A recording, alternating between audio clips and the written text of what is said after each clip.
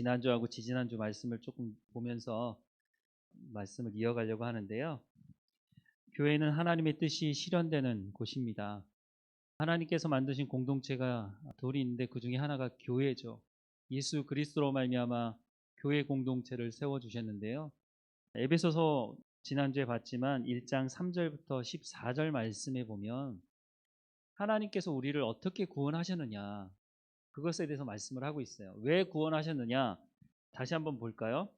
에베소서 1장 3절부터 말씀을 좀 보면은요. 찬송하리로다 하나님 곧 우리 주 예수 그리스도의 아버지께서 그리스도 안에서 하늘에 속한 모든 신령한 복을 우리에게 주시되, 하나님께서 복을 주시는데 그냥 복이 아니고 무슨 복이요?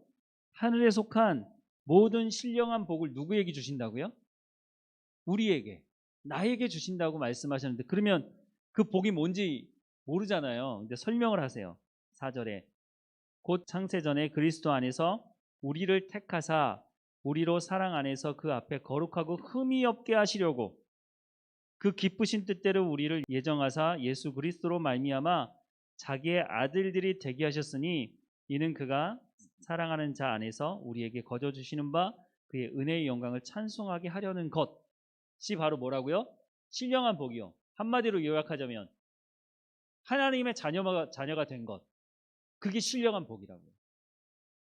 근데 우리가 이걸, 글쎄 이게 중요한 걸 알고 있는 것 같긴 한데, 신앙생활 하면서요, 이거보다 더 중요한 게 없거든요. 사실은 내가 죽을 수밖에 없다는 게 아니고, 에베소서 말씀에 뭐 허물과 죄로 죽을 수밖에 없는 게 아니고 죽었던 그 자리에서 하나님의 진노의 심판을 받아야 되는 사람이었는데, 예수 그리스도가 십자가에 못 박혀 죽으심으로 죄와 사망의 모든 권세를 깨시고 우리를 하나님의 자녀 삼아 주셨다는 거예요.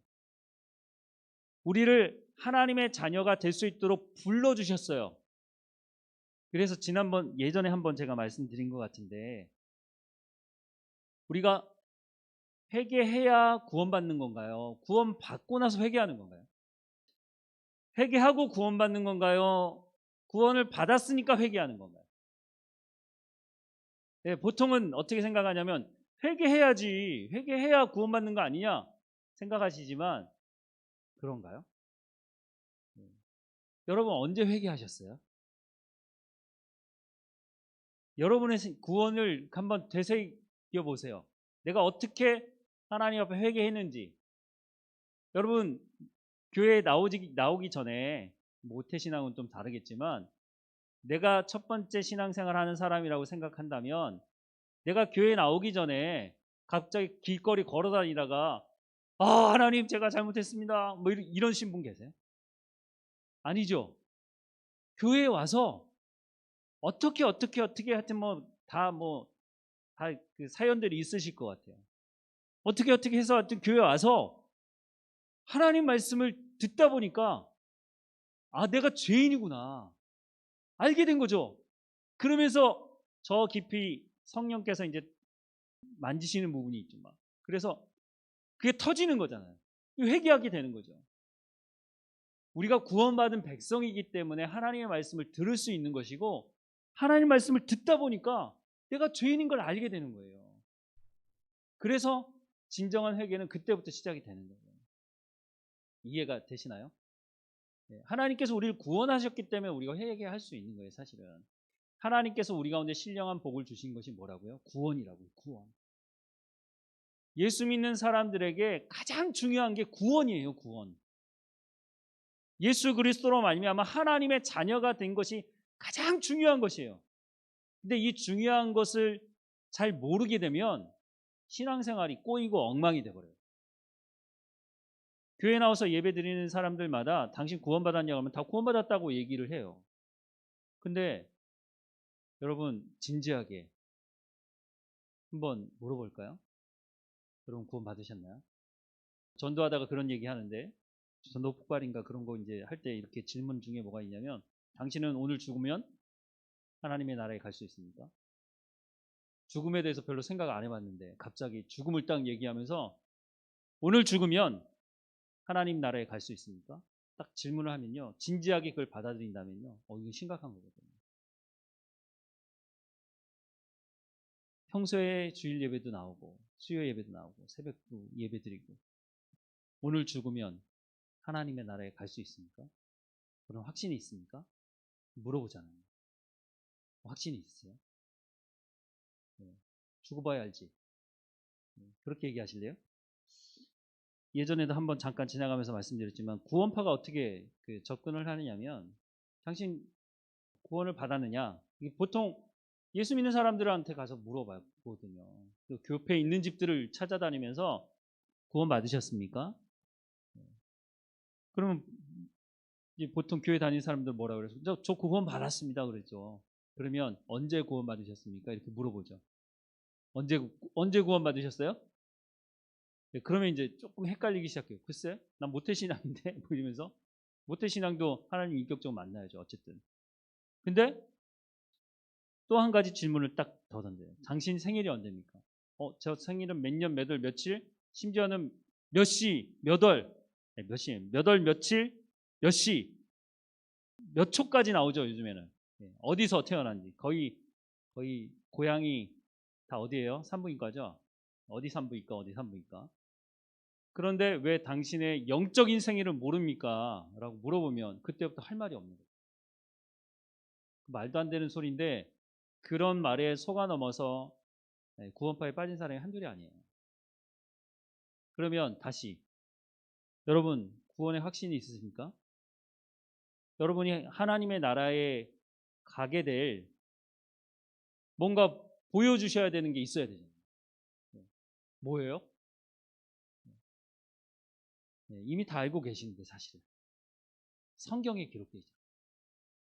여러분 집을 계약할 때 계약서 없이 계약하는 사람이 어디 있어요? 구두로 했다가요 큰일 나죠. 잘못하면. 구두로 내 뭐 집이 2억이다 그러면 2억을 돈 주고 계약했어 라고 하면 나중에 그 사람이 나 돈 먹고 모르겠는데 잃어버리면 어떡할 거예요? 그러면 말짱 꽝인 거죠. 근데 계약서를 쓰고 도장을 딱 찍으면 이거 확실한 거잖아요. 그렇잖아요.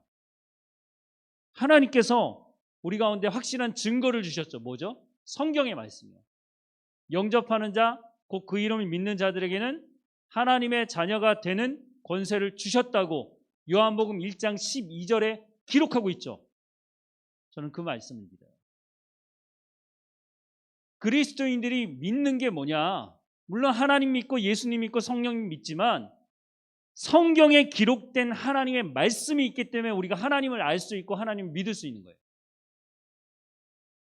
성경에 기록된 예수님이 말씀하신 그 말씀이 있으니까 우리가 믿을 수 있는 거예요. 이건 일종의 계약서예요. 하나님께서 우리 가운데 도장을 꽝 찍어가서 나에게 주신 계약서예요. 이건 모든 근거가 그래서 성경으로부터 나와야 돼요. 기도, 예배, 우리의 모든 신앙생활의 근거는 다 여기서 나와야 돼요. 내 머리에서 나오는 게 아니에요. 교회도 다시 한번 말씀드리지만 성경이 말하는 교회가 되어져야 되는 것이지, 내 생각에서 내가 이렇게 생각하는 교회가 돼야 돼 하는 것은, 그게 성경에서 나온 것이 내 생각이 됐다고 하면 문제가 없지만 성경에서 그런 말씀을 하고 있지 않은데 내가 하다 보니까 교회는 이렇게 돼야 되라고 내가 생각하는 교회에 대한 어떤 이상향을 얘기하는 것이, 그게 아름다워 보일 수 있을지도 모르겠어요. 그게 더 합리적일 수 있을지도 모르겠어요. 근데 교회는 그런 곳이 아니에요. 어떤 사람들은요, 교회는 민주적이어야 된다고 말해요. 민주주의가 뭐예요? 다수결. 네. 성경에서 그렇게 말하던가요? 여러분 생각해 보세요. 하나님께서요, 말씀하시면 우리는 거기에 따라가야 되는 사람들인 거예요. 때로는 합리적이기도 하고요. 때로는 우리가 소수의 사람들도 같이 가야 되고 또 다수의 사람들도 귀를 기울여야 되고 여러 가지 복잡한 문제들이 있지만 중요한 게 뭐냐는 거예요. 하나님이 그렇게 말씀하셨느냐는 거예요. 교회가 뭔지에 대해서 이미 성경에 말씀하고 있는데 그것을 알지 못하고 우리 생각들을 자꾸 거기다 덮어 씌우기 시작하면 교회가 아닌 사교단체가 될 수 있고요. 봉사단체가 될 수 있고요. 구제단체가 될 수 있어요. 왜 우리가 교회를 향해서 우리 스스로도 저게 교회야? 라고 왜 말하죠? 그 선입견이 성경에서 말씀하신 그 말씀이 아니라면 빨리 버리고 성경에서 말씀하는 걸로 고쳐야 됩니다. 하나님께서 우리를 구원하시는데 어떻게 구원하셨느냐? 그게 에베소서 1장에 나와 있는 것이죠. 하나님께서 우리를 구원하실 계획을 세우셨어요. 예수 그리스도를 통해서.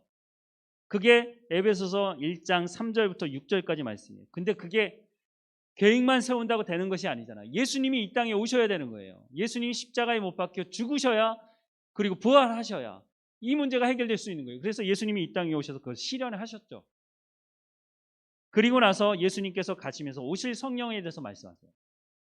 그 성령이 오셔서 그 하나님의 계획을 실현하신 예수 그리스도의 그 실현됨을 계속해서 지속할 수 있도록 해주신 것이 누구예요? 성령님이라고 말씀을 하고 있는 것입니다. 지난주에 이제 그 지난주인가요? 에베소서 2장 1절부터 10절 말씀을 우리가 봤잖아요. 우리가 어떤 상태에 있었는데 어떻게 구원을 받았는지에 대해서 말씀하신대요. 허물과 죄로 죽었던 우리를, 본질상 진노의 자녀였던 우리를 구원하시는 목적이 뭐냐고 말씀하실 때에 지금까지 개신교에서 강조했던 건 뭐냐면 하나님께서 우리를 의롭게 하시기 위해서 그랬다. 그게 이제 2장 9절에 보면 행위로 말미암지 않고 오직 믿음, 하나님의 은혜로 우리가 구원받은 것이다. 그걸 하나님께서 우리를 의롭다 칭했다고 얘기해서 이신칭의라는 말을 써요. 그게 가장 중요한 것이다 라고 얘기했는데, 조금만 더 생각해 보세요. 왜 하나님께서 우리를 의롭다 칭하셨나는 거예요? 왜요? 하나님과 친밀한 교제를 하기 위해서. 그렇게 하기 위해서 예수 그리스도가 부활하셔서 하나님 우편에 앉아 계시는데 우리를 어떻게 하셨다고요? 함께, 예수 그리스도와 함께 그 자리로 올리셨다고 말씀하고 있어요. 최종 목적은 뭐예요? 하나님과 연합된 관계를 맺기 위한 것이에요. 로마서 말씀에도 가장 강조하는 것이 뭐냐면 우리를 의롭다 칭한다는 것을 내용을 담고 있지만 가장 중요한 건 뭐냐면 그래서 어떻게 하겠다는 거냐는 거죠. 교회는 하나님과 연합된 관계가 있어야 되는 곳이에요. 하나님과 관계가 없는 사람들이 모여 있다면 그건 교회라고 할 수 없는 것이죠. 교회에서 가장 중요한 게 뭐냐면 하나님과 내가 어떻게 하면 연합된 관계를 맺을 수 있을 것인가에 대한 부분을 가지고 기도해야 되고, 교회에서 무엇인가 이렇게 계획하고 행사를 할 때에도 가장 중요한 게 뭐냐면 이것이 하나님과 연합된 관계를 이룰 수 있는 것이냐. 우리가 거기에 초점을 두고, 하나님께서 그래서 우리를 구원하셨고 교회를 불러주셨으니까 우리가 그렇게 하나님과 연합된 관계를 이루어야 한다고 하는 것을 말씀을 드리는 것입니다. 우리가 그러면 어떻게 하면 하나님과 연합된 관계를 맺을 수 있느냐는 거예요. 교회로 부름받아서 우리가 하나님과 연합된 관계가 돼야 된다고 말씀을 하고 계시는데, 그러면 어떻게 하나님과 연합된 관계가 될 수 있느냐? 어떻게 하면 연합된 관계가 될 수 있죠? 쉽게 말해서 내가 어떤 친구를 처음에 이제 만났는데 그 친구가 정말 사람이 괜찮아. 그래서 그 친구하고 정말 오랫동안 친구가 되고 싶고 그 친구가 오랫동안 교제하고 싶다. 그러면 어떻게 해야 되죠? 어떻게 하시나요? 자주 만나야죠. 밥도 먹어야 되고, 그 친구가 뭘 좋아하는지, 그 친구가 뭘 싫어하는지 나도 그 친구에게 알려줘야 되지만 나도 그 친구가 어떤 걸 좋아하고 싫어하는지를 알아야죠. 더 친해지면 집에도 놀러 가고. 남자와 여자라면 이 친구는 내가 정말 평생 동반자로 삼아야겠다. 그러면 결혼하게 되는 거잖아요. 하나님과 우리의 관계도 마찬가지인 거예요. 우리가 하나님과 정말로 화목된 관계를 가지기 위해서는요, 우리가 하나님이 누구이신지를 알아야 돼요. 하나님이 누구인지 모르는데 하나님과 친밀한 관계를 맺는다. 이건 말이 안 되는 것이에요. 근데 우리가 하나님을 그럼 어떻게 알 수 있느냐는 거예요. 그래서 사도 바울이 에베소서를 쓰면서 우리가 하나님께서 계획하셨고 예수 그리스도가 그걸 성취하셨고 성령께서 이것을 우리 가운데 지속하고 계시는데, 그러면 우리가 하나님과 이 화목된 관계를 이루기 위해서 어떻게 해야 되느냐? 사도 바울이 이걸 기도하고 있어요. 그 기도문을 여기에 쓰고 있는 것이에요. 에베소서 1장 15절부터 19절 말씀입니다. 교회를 위한 사도 바울의 첫 번째 기도가 여기 나와요. 자, 제가 읽어볼게요. 1장 15절에서 19절입니다. 이로 말미암아 주 예수 안에서 너희의 믿음과 모든 성도를 향한 사랑을 나도 듣고 내가 기도할 때에 기억하여 너희로 말미암아 감사하기를 그치지 아니하고, 아직 기도가 시작되지 않았어요. 이제 기도한다는 거죠. 17절에 우리 주 예수 그리스도의 하나님 영광의 아버지께서, 여기 이제 기도가 시작된 거예요.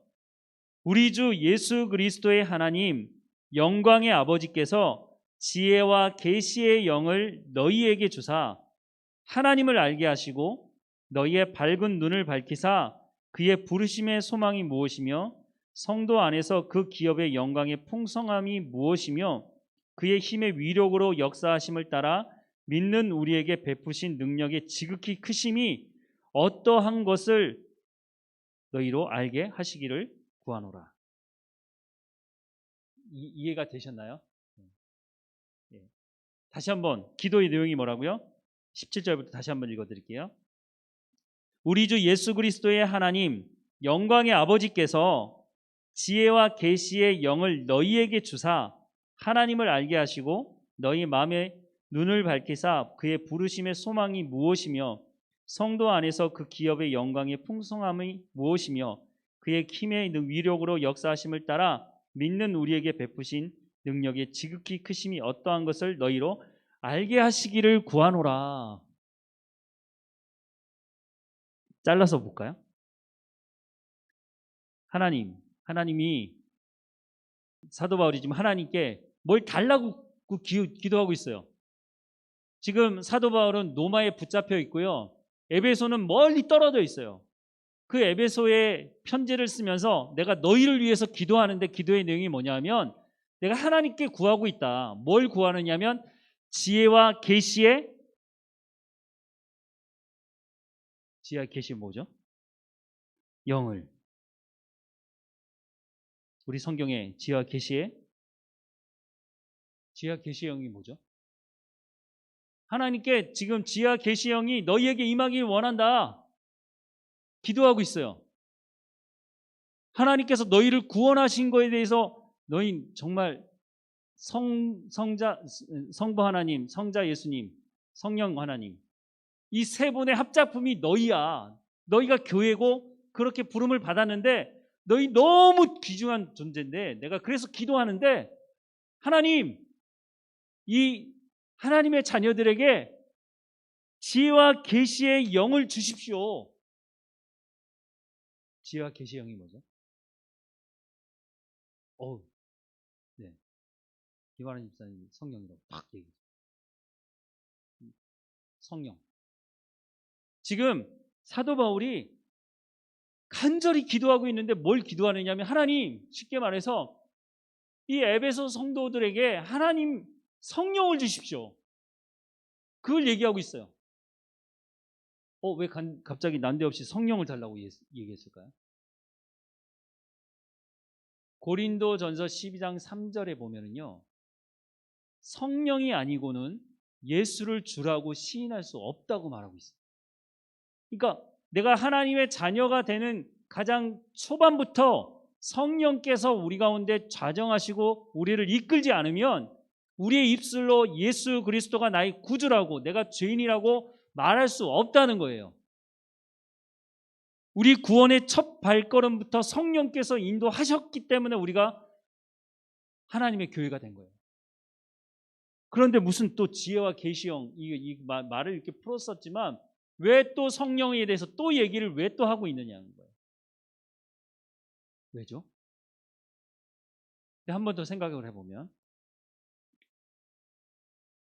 예수님을 따랐던 제자들은요. 예수님이 누구이신지에 대해서 어느 정도 알았어요. 베드로가 그러죠. 주는 그리스도시요 살아계신 하나님의 아들이십니다.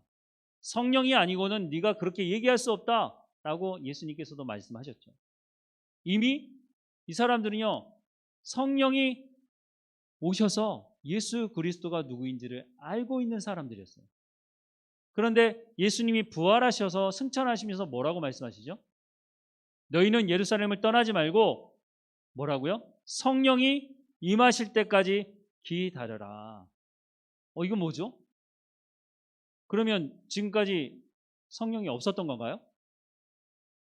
그것과는 좀 다른 것 같아요. 이거 가지고 신학적으로 좀 복잡한데, 근데 분명한 건 뭐냐면요, 성령에 완전히 붙들려서 다스림 받는 사건이 사도행전 2장에 일어나죠. 그 사건이 있은 후와 그 사건이 있기 전과의 그 그리스도인들의 삶은요, 완전히 180도 다릅니다. 그 사도 바울이 말하는 이 성령은 바로 이 예루살렘의 오순절 때 일어났던 그 사건과 관련이 있는 성령이 임해야 된다고 하는 것을 말하고 있는 것으로 보여져요. 그러니까 우리가 하나님 앞에 신앙생활하면서 성령의 충만함이든지 그걸 성령의 세례라고 말하든지 무엇이든지 간에 성령에 온전히 붙들림 바 되어지는 삶을 살아갈 수 있도록 이 성령이 임하도록 해야 된다는 거예요. 근데 예수님 뭐라고 말씀하셨다고요? 구하는 자에게 성령을 주시지 않겠느냐? 주시겠다는 것이죠. 로마서 8장에 보면은요, 로마서 8장 26절에 보면 이런 말씀이 있어요. 이와 같이 성령도 우리 연약함을 도우시나니 우리는 마땅히 기도할 바를 알지 못하나 오직 성령이 말할 수 없는 탄식으로 우리를 위하여 친히 간구하시느니라 라고 말씀을 하고 있어요. 근데 이 말씀만 딱 빼가지고요, 잘못 또 적용하는 사람들이 많아요. 이 말씀은요, 내가 하나님의 자녀가 돼서 하나님의 말씀대로 살아가려고 하고 하나님의 말씀을 들으려고 하고 이렇게 정말 하나님의 자녀로서의 삶을 살아가려고 하는 그 사람에게 성령께서 어떻게 하신다고요? 말할 수 없는 탄식으로 그 사람이 정말 하나님의 백성으로 하나님의 자녀로 살아갈 수 있도록 도우신다는 말씀입니다.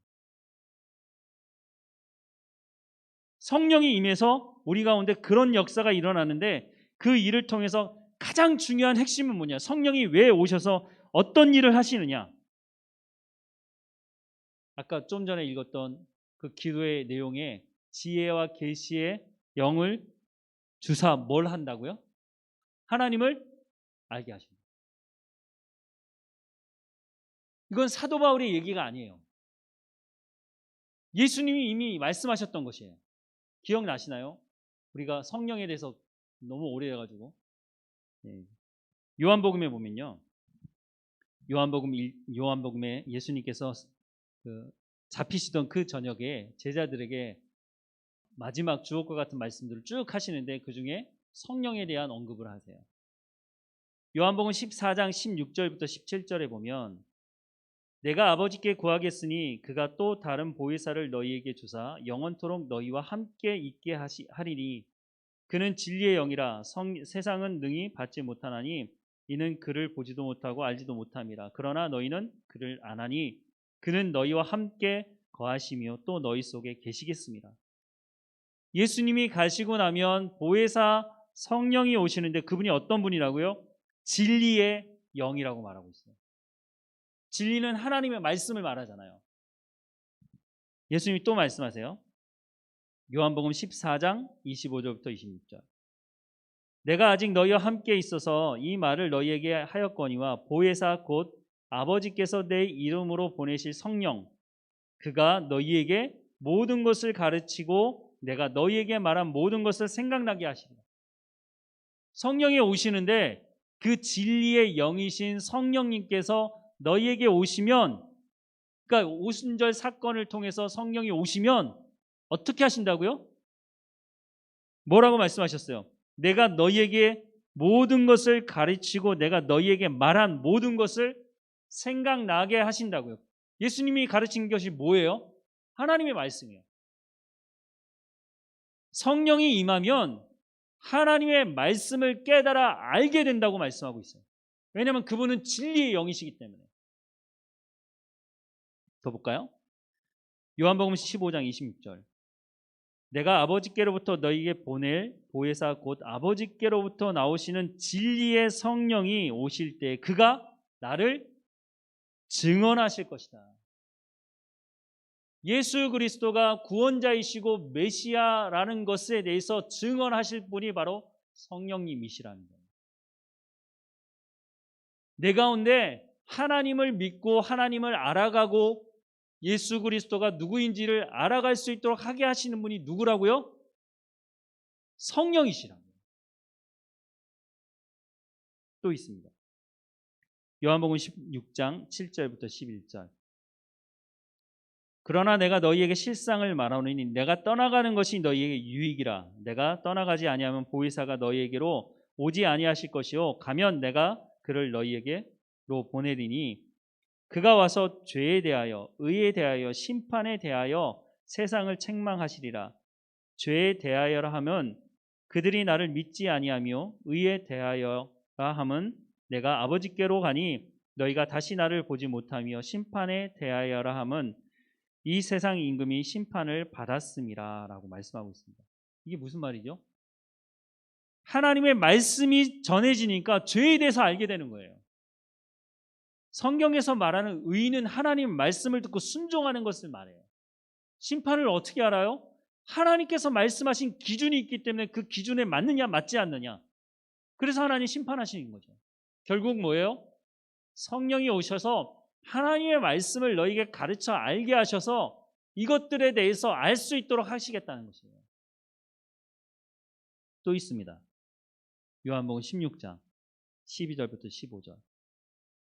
내가 아직도 너희에게 이를 것이 많으나 지금은 너희가 감당하지 못하리라. 그러나 진리의 성령이 오시면 그가 너희를 모든 진리 가운데로 인도하시리니 그가 스스로 말하지 않고 오직 들은 것을 말하며 장래 일을 너희에게 알리시리라. 그가 내 영광을 나타내리니 내 것을 가지고 너희에게 알리겠습니다. 무릇 아버지께 있는 것을 다 내 것이라. 그러므로 내가 말하기를 그가 그것을 가지고 너희에게 알리시리라 하였노라. 똑같은 말씀을 계속 반복하고 계세요. 성경에 한 2번 정도 사람의 이름을 부를 때도요, 아브라함이 이삭을 잡으려고 할 때 하나님 얼마나 급했으면 그냥 아브라함 이렇게 하면 불러면 되시는데 아브라함아 아브라함아 2번이나 부르시잖아요. 강조한 거거든요. 진짜 많이 강조하면 한 3번 정도 강조해요. 똑같은 말을 3번 반복하는 거. 하나님의 가장 중요한 성품이 거룩이거든요. 그래서 천사들이 뭐라고 찬양하죠? 거룩하다 거룩하다 거룩하다. 만군의 하나님 여호와. 거룩이 너무 중요하기 때문에 3번 반복하는 건 정말 강조하는 거거든요. 근데 예수님 돌아가시기 전에 예수님 잡히시는 그날 저녁에 오실 성령에 대해서 말씀하시는데 똑같은 내용의 말씀인데 다르게 표현하시지만 5번이나 말씀을 하고 있어요. 너무너무 중요하다는 거예요. 사도 바울이 이걸 알았어요. 예수님을 만나보지도 못했던 이 사도 바울, 예수님 살아계실 때는 못 만나봤죠. 근데 사도 바울도 똑같은 걸 얘기하고 있는 거예요. 지금 예수님께서 그 마지막 저녁에 성령이 오셔서 진리 되시는 하나님의 말씀을 깨달아 알게 하실 것이다. 결국 하나님 말씀을 깨달아 아는 건 뭐예요? 하나님이 누구신지 아는 것이에요. 우리가 교회로 부름 받은 건 맞는데 교회가 교회다워지려면 하나님이 누구인지 모르고는 교회가 교회다워질 수가 없어요. 교회가 치고받고 싸우고 그런 교회들 한번 가보세요. 하나님이 누군지 몰라요. 웃기는 얘기죠. 아니 교회에 모여서 그럼 뭐 했다는 거예요? 하나님을 예배했다고 말하고 하나님께 기도했다고 얘기하는데 성경대로 얘기하자면 그 사람들은 하나님 모르는 사람들인 거예요. 이게 말이 되느냐? 말이 됩니다. 하나님이 누구인지 아는 사람은 그렇게 할 수가 없어요. 교회를 비방해요? 그 사람은 하나님을 아는 사람이 아니에요. 무슨 근거로 하나님을 안다고 얘기할 수 있겠어요? 자기 행동이 그렇지 않은데. 하나님이 그렇게 말씀하고 계세요. 성령이 임하면 하나님을 알게 되신다고 말씀하고 있어요. 하나님이 누구냐? 성경이 기록하고 있어요. 하나님이 뭐라고 말씀하시고 있는지를 깨달아 안다면 하나님께서 말씀하는 대로 순종해야죠. 하나님 앞에 와서 순종하지 않는데 그 사람을 예수 믿는 사람이라고 얘기할 수 있겠습니까? 여러분 성경을 잘 보시면요. 정말 무서운 말씀들이 있어요. 나는 평생 예수 믿었다고 생각하고 살았는데 교회를 출석하고 살았는데 하나님 앞에 딱 섰는데 하나님 뭐라고 말씀하세요? 네가 누군지 모르겠다고 말씀하시네요. 마태복음 7장에 그게 나오죠. 그러면 그때는요. 방법이 없어요. 내가 주님의 이름으로 선지자 노릇하고 주님의 이름으로 내가 병자도 고치고 귀신도 내어쫓고 사실이에요, 사실. 근데 예수님 그 말씀에 뭐라고 말씀하세요? 불법을 행하는 자들아 내게서 떠나가라고 말하죠. 불법을 행했다. 법대로 하지 않았다는 거. 법이 뭐예요? 하나님 말씀대로. 우리가 구원받는 것은 하나님께서 우리를 초대해 주셨기 때문에 구원받을 수 있어요. 하나님께서 우리를 붙들고 계세요. 그런데 끝까지 하나님 말씀에 불순종하고 하나님 뜻대로 안 하려고 하고 거부하면 어떻게 되느냐는.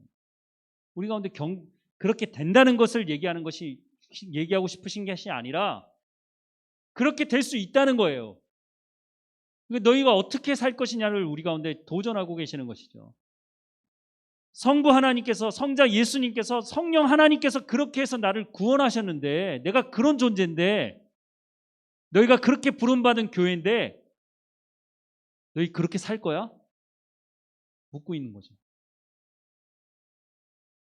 그렇게 살지 않기 위해서 마지막 순간에 내가 너를 모르겠다. 불법을 행하는 자들아 내게서 떠나가라고 하는 말을 듣지 않게 하기 위해서 사도 바울이 지금 기도하고 있는 거예요. 성령이 임하게 해달라고.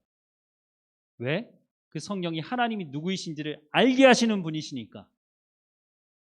하나님이 누구인지 알아야, 하나님 말씀을 듣고 깨달아 알아야 내가 죄인인 줄 알고 내가 하나님 앞에 회개할 수 있는 거죠. 그리고 하나님 말씀대로 순종하겠다고 하는 자원함으로 하나님께 나갈 수 있게 되는 거예요. 예수님 당시에 바리새인들 서기관들은요. 성경에 아주 그냥 뛰어난 사람들이었어요. 달달달 외우고 다니는 사람들이었어요. 근데 예수님 뭐라고 말씀하시죠? 그 사람들을 향해서 너희도 천국문에 들어가지 않으면서 천국문에 들어가는 사람들까지 막고 서 있는 사람들이라고 말하고 있어요.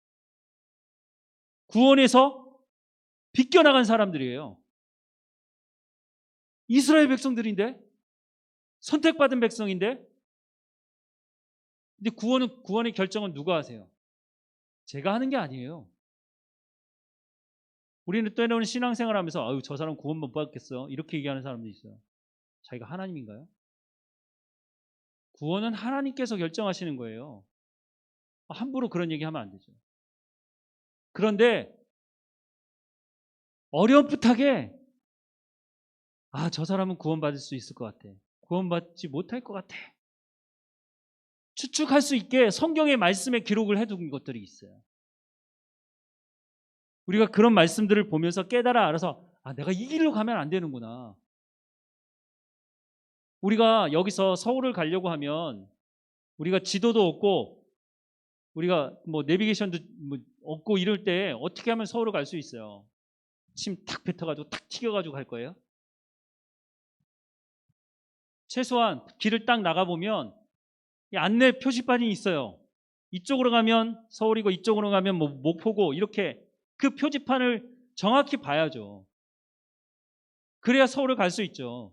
목포에 가서 여기 서울이에요 이렇게 물어보면 안 되잖아요. 그것을 누가 지도해 주시느냐? 성령께서 해주신다는 거예요. 그러니까 우리가 신앙생활 하면서요. 성령의 충만함을 받는 것은 선택사항이 아니에요. 여러분, 누가 그랬대더라. 그건 별로 중요하지 않아요. 어떤 유명한 목사님이 이렇게 했대더라. 제가 보면 그게 중요하지 않아요. 성경에서 그렇게 말씀하고 있느냐?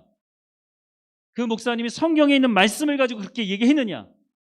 내가 신뢰하고 또 어떤 사람이 그 성경의 기준을 가지고 그 사람이 말씀을 나에게 전해줬느냐?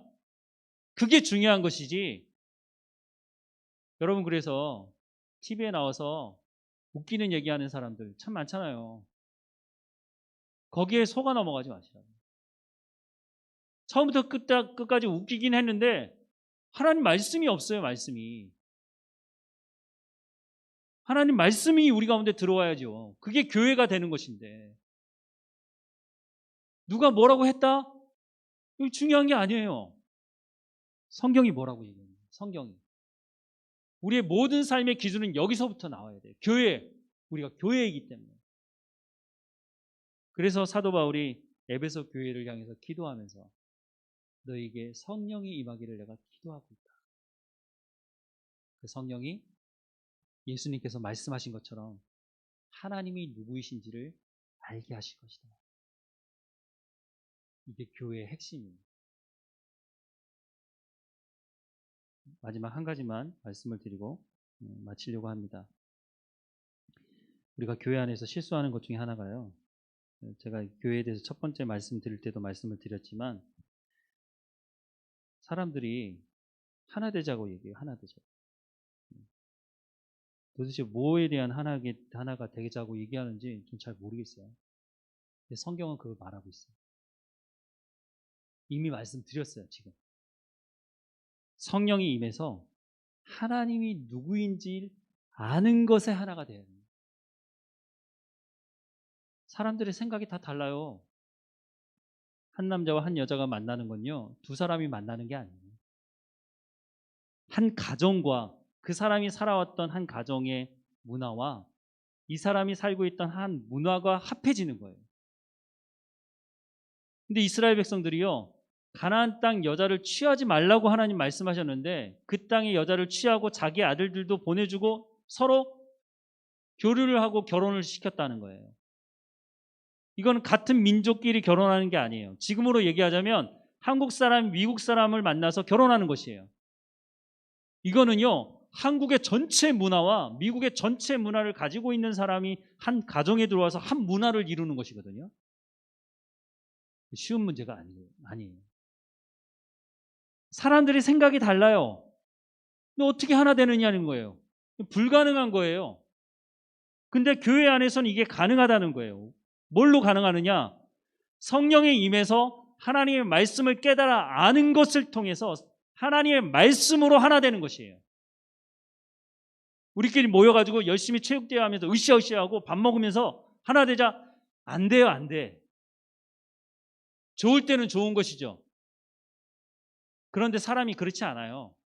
작은 말 한마디 가지고도요, 상처 있고요, 관계가 깨지기고 그래요. 그 사람에 대한 오해를 가지고 가서 확인도 안 해보고 평생 그 사람 얼굴도 안 보고 사는 사람도 있어요. 그 사람이 뭐라고 했대더라 라고 하는 그 말 때문에.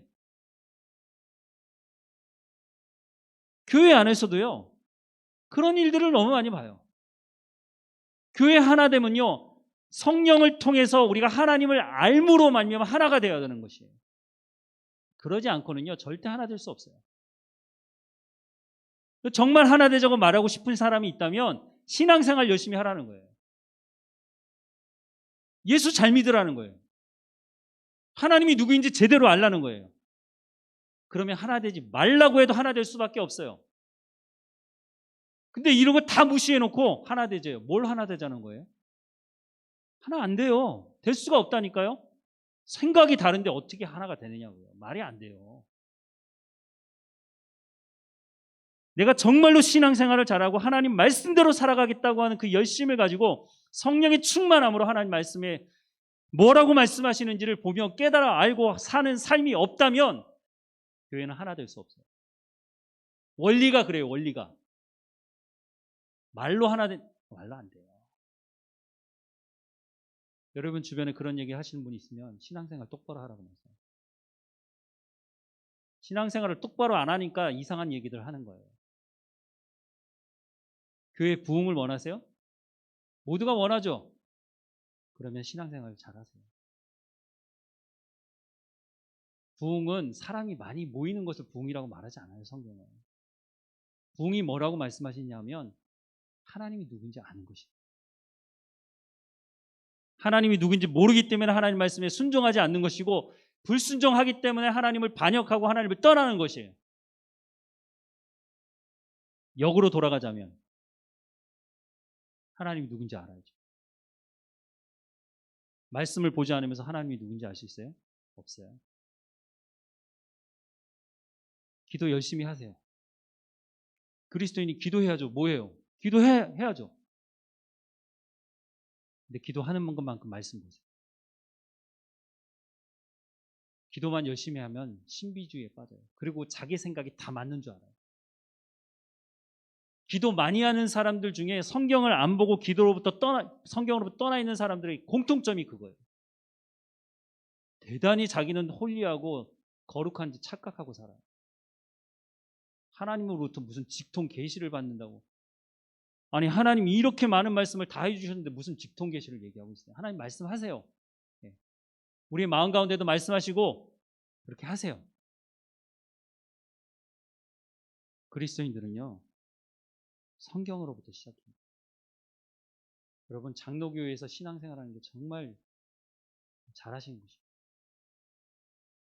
칼빈이 종교개혁을 하면서 오직 말씀으로. 칼빈은 처음부터 목회를 시작하면서 죽을 때까지 하나님 말씀만 붙들고 살았어요. 하나님 말씀대로 하지 않으면 안 되기 때문에. 우리가 정말로 교회다운 교회가 되고 싶다면, 아니 그렇게 되려고 우리가 신앙생활을 하는 거 아니에요? 그럼 하나님 말씀을 보셔야 됩니다. 그냥 보시는 게 아니라 사도 바울이, 예수님이 말씀하셨던 것처럼 하나님 내 가운데 성령의 충만함을 허락해 주십시오. 하나님 말씀을 보고 깨달아 할 수 있도록 내 생각과 내 기준과 내 경험이 아니라 하나님이 말씀하시는 대로 그렇게 할 수 있도록.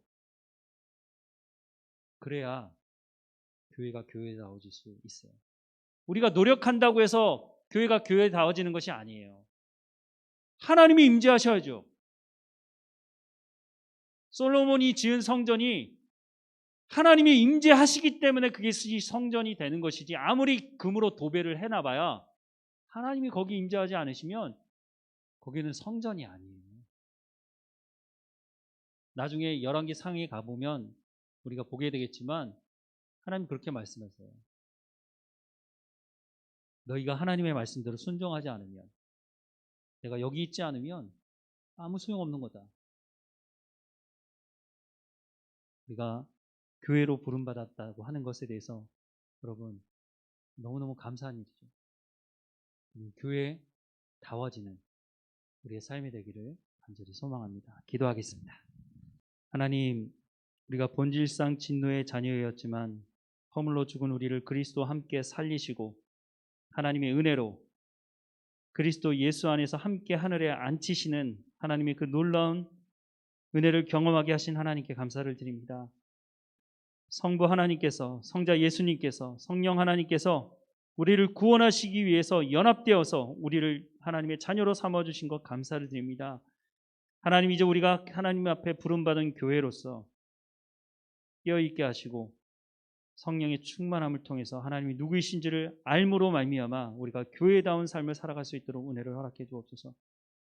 하나님, 세상 사람들로부터 교회가 손가락질 당하고 많은 비난을 받고 있는 시대를 살아가고 있습니다. 우리가 하나님 말씀대로 살지 못해서 우리가 성령의 충만함 없이 내 생각대로, 내가 하고자 하는 대로 이것이 교회라고 말하고 그렇게 사람들을 모아놓고 하나님, 우리가 잘못된 길로 갔음을 용서해 주옵소서. 이 저녁 우리를 불러주신 하나님 감사합니다. 돌아가는 발걸음도 하나님 지켜주시고 인도해 주옵소서. 예수님의 이름으로 기도드립니다. 아멘.